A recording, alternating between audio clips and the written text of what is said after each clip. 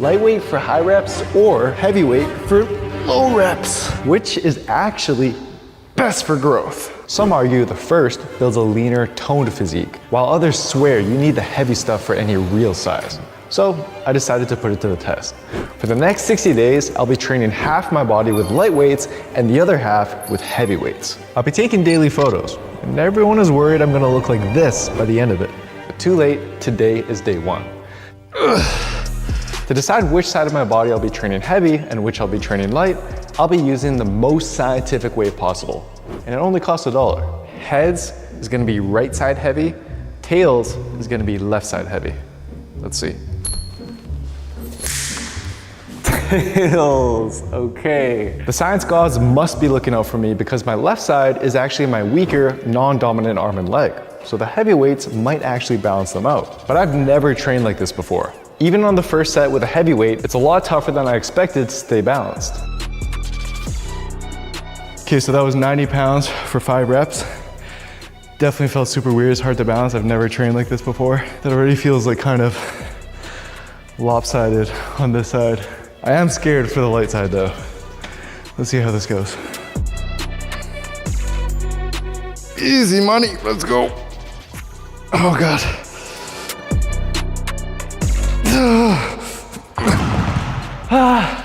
The burn on that side is way more intense. Like the first 10, it was easy. Once I got to like 12, 15, oh, I'm just not used to that. Pump feels a lot bigger. Definitely. But you might be wondering why I've decided to risk lopsiding my physique for the sake of this experiment. Well, like most people, I grew up thinking you gotta lift big to get big. Even when my joints used to bug me, I wouldn't lift light because deep down I felt like there's no way these light weights can build the same muscle.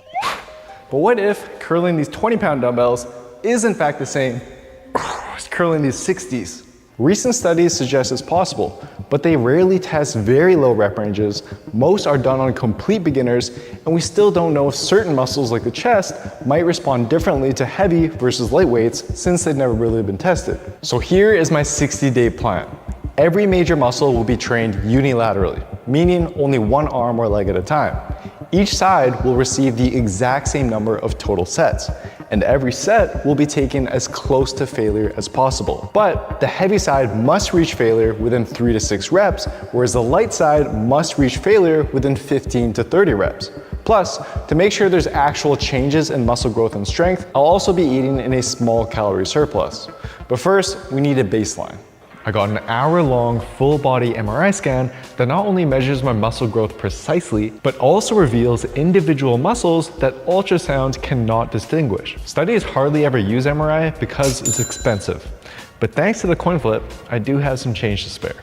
Plus, Prenuvo hooked me up with the discount link below for anybody who wants their own full-body MRI scan and health report.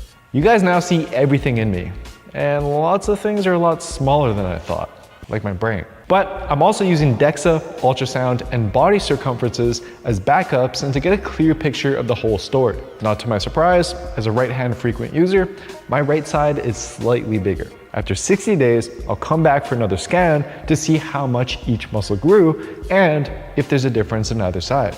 Now we all know size matters, but strength is just as important. I'll be tracking everything using the Built with Science Plus app throughout the experiment. At the end of the 60 days, I'll be switching sides to see if they can keep up with each other. But I have several years of training experience, and I'm curious if a beginner's muscles would respond differently. Hey you!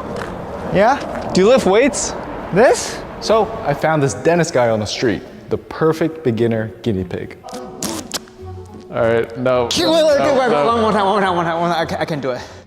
I can't do it. God! Oh. Look at this. Let's go. Jeremy.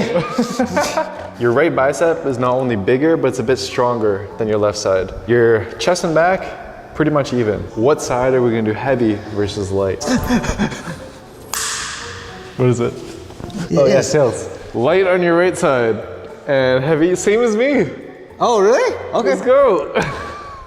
Somehow his report shows that he's also a right-hand frequent user with a starting body fat of 18.4% with 113.6 pounds of lean mass. Here is his full body report. Okay, so all the tests are wrapped up and it's time to work out. And lucky for you, today is leg day. Oh gosh. All the way down, come on. Oh, come all the way, on. all the way, all the way. This is not light. Oh my God. 15, keep going, keep going. Okay. No, you're not done. You said 15. Keep going. Failure means that you literally... I think that's surpassed failure. Control. As you can see, Dennis makes lifting just his body weight seem like he's lifting 300 pounds. Not to mention, all the machines look completely foreign to Dennis. He even had trouble inserting himself into some of them. But that's okay. Some things you just can't wing on your first try. But given that the average beginner can gain around 8 to 10 pounds of muscle in their first year of training, I'm confident Dennis can gain at least a couple pounds of muscle if we dial in his training. Up. Yeah. I think I see my grandmother. But it didn't take long for Dennis to start complaining about the burning sensation on his high rep, low weight side. Still on the way down. Let's go. 17. Let's get to 20. 18. Slow the way down, Last one, go slow on the way down. The burn is just getting like more and more. See what I mean? The burn is crazy. It goes like gradually. Yeah. Like this. Yeah. It goes like that. Now this burn sensation, it comes from metabolic stress during exercise. And it's common when you climb stairs quickly, bike uphill, or even carry heavy groceries from your car to your door. I feel the burn like around 16 to 18. Yeah. But before that, it was comfortable. That's the thing with the light side. At first it's like, oh, this is easy, and then it gets very hard. Whereas the heavy side is like, it's hard from the beginning, but you never really get the burn, you know what I mean? Yeah. You feel this like a fire slowly burning up, and this one just like fire and put down, fire and off. When you lift with higher reps, your muscles accumulate more and more hydrogen ions and other metabolites. The nerves in your muscles detect this, and for reasons we're not yet aware of, signals are then sent to your brain to create a painful burning sensation in response. Now, some believe this is actually beneficial for growth, but it comes with the cost of pain and often more soreness. Today's the second day of the experiment. I feel my right side is a little bit more sore, and my biceps, I don't feel anything. Chest, a little bit. I think they look pretty much the same like yesterday. On the other hand, no pun intended, with heavier weights, the set ends in half the time. You don't need nearly as many reps to reach failure, so you avoid the burn completely. So far what I'm noticing, especially on the leg days, is that the heavier side, fewer reps, I could probably do 1 or 2 more sets, no problem. Definitely noticing the lighter weights for higher reps, performance tanks, especially if I do, 3, maybe 4 sets, whereas the heavier weights, still more consistent. So why do our light sides feel like they're getting absolutely wrecked every workout, but our heavy sides feel like they're barely getting worked at all?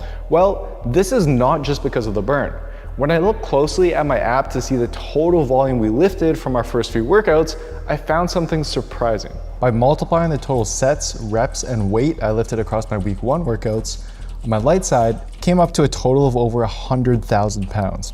Whereas on the heavy side, because I'm doing far less reps, it actually came up to just half that. Now, some people believe that total volume lifted and time under tension is a key to growth. If that's the case, then we should see the light side completely dominate. So, this begs the question, can my heavy side actually keep up in growth despite lifting less total volume, taking half the time to finish each set, feeling no burn, and less soreness the next day? We'll see what actually happens after the next 7 weeks. But to make sure Dennis gets enough muscle growth, we have to focus on his nutrition. So I made Dennis use our app to start tracking his diet, giving him a daily calorie and protein target to slowly gain weight. But Dennis was still suffering from belly fat trauma, and he seems to be really attached to the idea of getting abs. So eating more scared him. Like, this is a mental thing. Sometimes I purposely eat half of the burger. I'll throw the half out because it's really hard to cut out my belly fat, and I just don't want to go back to what I was before. And I don't blame him. For people who work so hard to lose weight like he has, eating more calories can be intimidating. But deep down, I really want to show Dennis how adding more muscle can also really improve his look. And for someone who doesn't have much fat on his body, current research suggests that even just a small calorie surplus can help promote more growth. Luckily, just 2 weeks in, and it seems like the diet is already working. At least on one side. Last one, go all the way down, there. Up! Dude, you're getting so strong. Let's go. 50 pounds, dominated. But this side still the same weight. Now there's actually an explanation to this. When lifting heavy, let's say you go from 100 pounds to 105 pounds. That's only a 5% increase in weight. But when you lift light, let's say going from 50 pounds to 55 pounds, that's a 10% increase in weight, making it much tougher to add weight when you're doing light weight for high reps. So for our light sides, the smarter way to keep forcing growth is to focus on beating our last week's reps rather than trying to bump up the weight too quickly.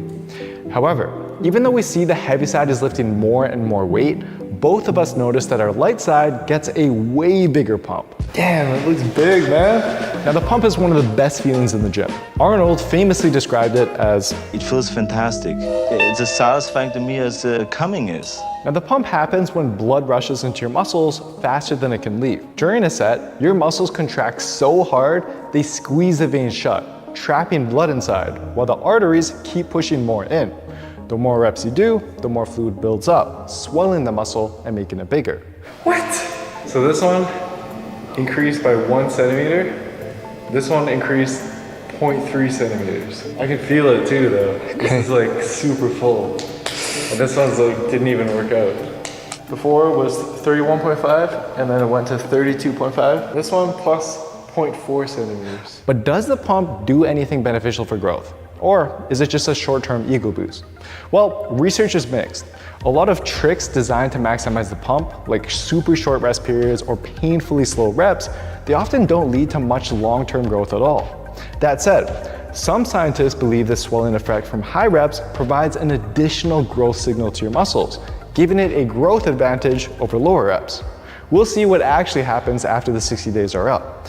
But with the midway point of our experiment approaching, I reviewed Dennis's food log and I noticed that he's been having a hard time eating enough calories because he hasn't been coming to work with enough food prep.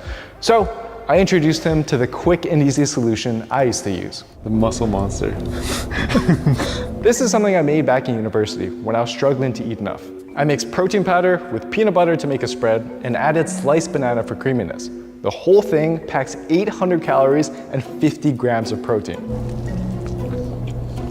Pretty good. The key is the banana. Banana, right? But the bananas aren't the only thing getting Dennis excited. His heavyweight side keeps progressing with the weight, while his weights on the light side have barely moved. I'm experiencing the same. My Bulgarian split squat has gone from 205 pounds to 215 pounds on the heavy side, whereas my light side is still at the same weight. So I was starting to wonder if this experiment was going to leave me with a giant strength gap by the end of it. To make matters worse, I'm assuming because I'm doing so many sets with light weights for high reps that the extra fatigue is really taking a toll on my recovery and mentally burning me out. So by this point I was convinced, if the muscle growth is the same, heavy weight for low reps is the way to go. Until this happened. Ooh, it did not feel good. I don't know, I felt like a little bit of sharp pain right at the top of the knee. Shit. Heavy weights puts more stress on your joints, which isn't bad. It actually makes your tendons stronger and more resilient over time. But if you only ever use heavy weights, especially with exercises that may not be the best fit for it, it can quickly become too much for your joints to handle. I usually use this pad during my normal workouts and it's totally fine, but I think the heavy weight, it was just too much stress. I'm just gonna call it a quits for leg extension on both sides. Hopefully it's back to normal next time. I wasn't alone. Dennis also noticed that his joints on his heavy side started hurting as well. Now, because I didn't want to aggravate my knee more by lifting heavy, I tested something on my final set. I trained my heavy leg with lighter weight for higher reps. And here's what shocked me. My heavy side burned out way faster. By 10 reps, the burn hit hard. By 13, I had to completely stop, while my light side could have easily kept going. Now, what's happening here is called endurance adaptation. By consistently training with higher reps, your muscles not only adapt quickly by creating more mitochondria to reduce the burn buildup, but your brain also increases its tolerance to the pain. So it seems each side of my body is getting stronger in a different way. By the end of this experiment, we'll actually test both sides head to head, and the results were not what I was expecting. So by week 6, Dennis has become a monster. He's lifting heavier every week, and his body weight has also been slowly increasing. This is week 6, the heaviest weight I ever done in my life.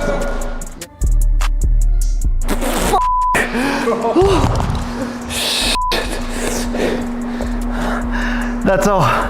From all his moaning echoing throughout the office, I could tell he was working hard. He's now lifting more than double what he started with on the heavy side. But I noticed a problem with his light side. 14, 15, okay. Dennis, not enough. This is actually a big problem. Your muscles are made up of a bunch of small muscle fibers, but also bigger, more powerful ones, which are actually what grow your muscles the most. But the thing is, these bigger fibers are only called into action if they are needed. So with heavy weights, they're activated right from the very first rep. But with light weights, they sit on the sidelines until the smaller ones fatigue. And the problem is, by the time you're 15 plus reps deep, most people can't push through the pain and just stop their sets, failing to ever recruit and grow their bigger muscle fibers. I even decided to pull out my EMG machine, which measures muscle activation, to prove to Dennis the importance of pushing through the pain. The higher it goes, the closer to failure you are. So I could tell if you're cheating, if you're stopping short. No matter what your face says, this tells me the truth. Keep going. What do you mean? You're not even close. Curl, use your bicep. Up. I can't anymore. 3 more. 1. There you go, good job. So on the heavier side, the muscle activation spiked right away. Every single rep was super high. Okay. Whereas this one, it started really slow, and then as you push harder and harder, it got up and up. If Dennis wants his light side to keep up with this heavy side, every workout he's gonna have to continue mentally pushing through that discomfort. There you go, keep going, keep going. Keep going. I noticed another problem. I think Dennis's ego is actually growing more than his muscles. Dennis, all the way down. I'm doing this one the whole time? Yes, apparently. Remember, only increase if you can with good form. When people chase numbers and forget about form, this is what happens. Even though it looks like you're lifting more weight, your exercise might actually be way less effective at targeting the right muscle. All you get is an illusion of progress. Luckily, I have been watching over Dennis every week and catching him whenever I see it. But if you don't have someone like me, that is exactly why I created the Built with Science Plus app. It'll not only program every single workout for you based on your body and your goals, but it'll also show you exactly how to do every single exercise in your routine to maximize your growth and minimize your injury. And if you want, you can try 2 weeks completely free over at builtwithscience.com or scan this QR code here. As for me, the joint issues continue to get worse. For overhead tricep extensions, I think I got like 4.5 reps, but my main concern is just my elbow. It's not bothering me too much right now. I feel like a little bit something. Maybe it's just like I'm not used to going that heavy, especially for isolation, but definitely has me concerned. We'll see how it goes the next few weeks, but I'm thinking that I'm gonna have to switch it up to something a little bit more elbow friendly, which is gonna suck because this is literally my favorite triceps exercise. Gotta do what I can to keep the joints healthy and try to make it through the full 60 days. So as much as I've been team heavy throughout this experiment, I'm starting to notice its downsides. If light weights do actually provide similar or even more growth, they can actually be a great option to work around pain and injury. And I know for me, there's certain exercises like overhead extensions, where as soon as I go too heavy, it doesn't feel very good on my joints. Plus, in some situations, like when I'm traveling, all I have access to are lighter weights, which I used to view as a problem, but it might turn out they work just as well, as long as I continue pushing hard. But with 60 days officially over, it's time to test our strength. Let's see if the weak Dennis from day one is no more. All the way down. Oh, did he fail? What happened? And as I expected, his heavy side is a lot stronger, lifting all the way to 35. Now, moving to the chest press machine, we see that Dennis was able to push 55 pounds on his left side, but couldn't push 50 on his right side. No. So that begs the question, what would happen if we took his day 60 weights from each side and switched them? Starting with the 52.5 pounds on the flat dumbbell press that he could easily do on his heavy side. Oh my god, oh my god. You okay? You okay? Yeah, I'm fine. Dennis's right arm wasn't even able to stabilize the weight to begin the dumbbell press. Even with my help, he couldn't get it up. It's happened a few times. I need help, up. Huh? I can't go up. There's no way. Put your feet down.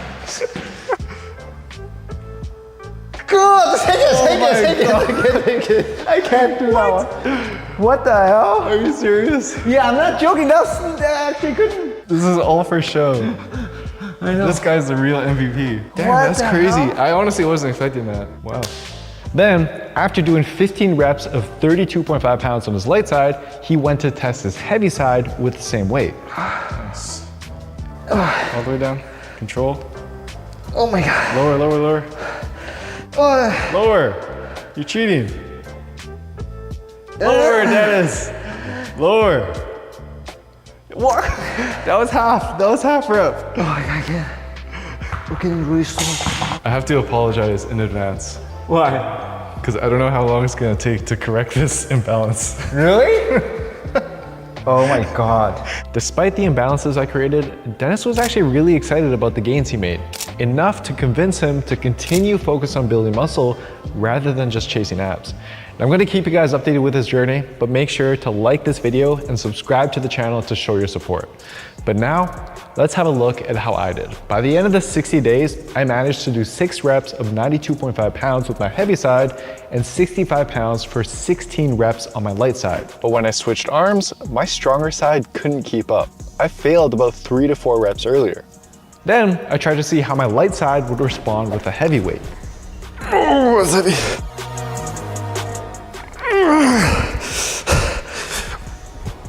No.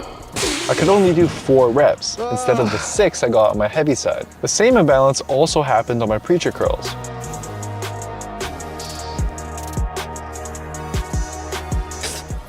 This guy got more endurance, this guy got more strength. Each side got stronger in their own way, which makes sense.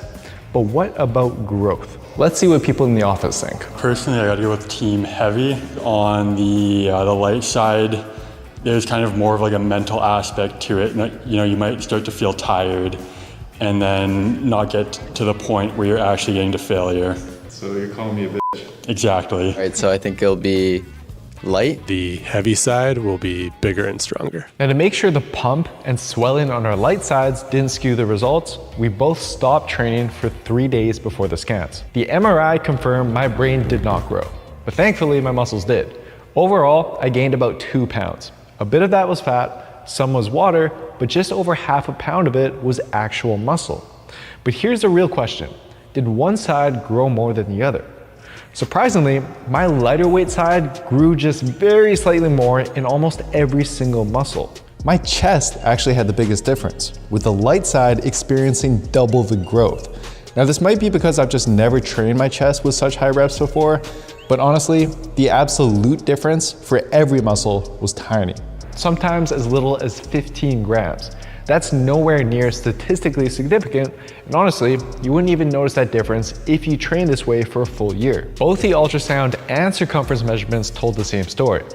That said, there was one muscle that MRI picked up that actually grew more on the heavy side. You can't see this muscle, but it did create a pretty big imbalance, one that I think led to some serious problems after the experiment ended. It's the iliopsoas. This muscle helps stabilize your hips and back, and it grew on my left side, but actually shrunk on my right side. My hypothesis is because of the heavy one-sided leg exercises I did, this muscle worked harder on my left side to stabilize a heavy weight. And unfortunately, after the experiment, I went against my own advice and went straight back into my normal heavy deadlifts, and ended up tweaking the right side of my back for the first time in my life. I may have to spend some time correcting these imbalances, but now let's see how Dennis's results compare. Do you think you built muscle? I definitely feel I build muscle for sure. I can tell. Okay, what about fat? Maybe a little bit. I do feel I see a little bit more here, but I need to see a number. Well, you gained 3 pounds. Of that 3 pounds, pretty much all of it was muscle. No way! Shut up! Your fat, if anything, it dropped a little bit. Because of that, your day 1 body fat was 18.4%, and now it's 17.8%. Because you added more muscle, now your body fat actually dropped. No way. Which is really good. That's sick, dude. That's sick. I can't believe it. So my body fat dropped without doing cardio. Yeah, and you ate like shit. Training was I did not miss one day. No, training you were good. Diet, probably. But now the question is, of those 3 pounds, Where are they going? okay, so your arm circumference measurements, your left arm, it grew by 0.8 centimeters, which is really good. And your right arm grew by 1 point something? 0.8 9 centimeters. Tell me a bit more. Left leg grew by 0.3 centimeters, and your right leg grew by 0.4 centimeters. Now, every muscle and Dennis trended toward the lighter side, growing just slightly more. But again, the difference was tiny, well within measurement error and nowhere near statistical significance. So while there was the smallest trend toward the lighter side, probably just because the light side did more volume, but as a scientist, I'd have to call it even. So going forward, how would you prefer to train? Do I want to feel happier during the training? And my ego, you know, on the left side, I can go high, more weight every week, but on the right side, just barely doing. I might do the heavy side. And remember, there is a middle that we didn't touch. You know what I mean? We did like 3 to 6 reps, and then we did 15 to 25. Oh. The range right in between what we tested, so 6 to 15 reps with a moderate weight, that is what I believe is the sweet spot. It's light enough that your joints don't get beat up, but heavy enough that every set doesn't feel like a mental battle. That's a rep range I'm gonna use for most of my training, but I'll still sprinkle in a few really heavy sets and a few really light sets for higher reps, since this variation may provide an added benefit. But the big lesson from this whole experiment is simple. How much weight you use, it matters far less than how much effort you put in and the form that you're using. It's exactly how so many of our app members have transformed their bodies with a completely done-for-them system. And you can try out the app free for 2 weeks over at buildwithscience.com, or just scan this QR code right here. Comment below if there's another experiment that you guys want to see, but for now, give this video a watch next, which covers everything you need to know about building muscle effectively.